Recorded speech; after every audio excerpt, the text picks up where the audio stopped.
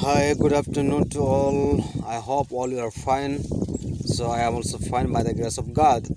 So today we are going to discuss about the uh, Adam and Eve, how they fallen from the angel being. So how they disobeyed to God's commandment. So here we can see that Genesis chapter 3 verse 1 from verse 1 to 1 to 15.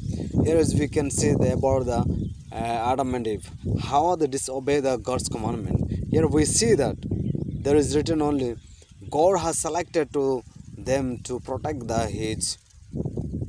to his creation, not to demolish, not to destroy, but protect the his creation, protect to his creation. But thing is that unknowingly they disobey the God's commandment because of the temptation of the Satan. They disobey the God's commandment. God has selected to them, God has elected to them not to disobey the God's commandment. God, there we see God's first commandment from the God. God had given to them the commandment: do not eat the fruit of knowledge and evil. Whenever you will eat, you will die soon. This is the first commandment from the God. But Adam and Eve did not remember the God's commandment. They ate that fruit. After they ate the fruit, what are the consequences? What is the result? We know all.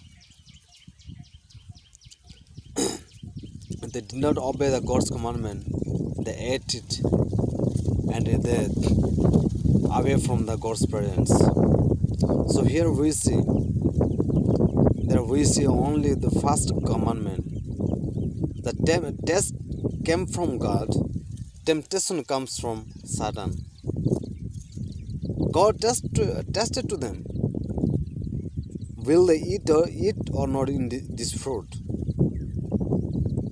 If they could not eat that fruit, then they could be victory from the test. But they did not victory over the test because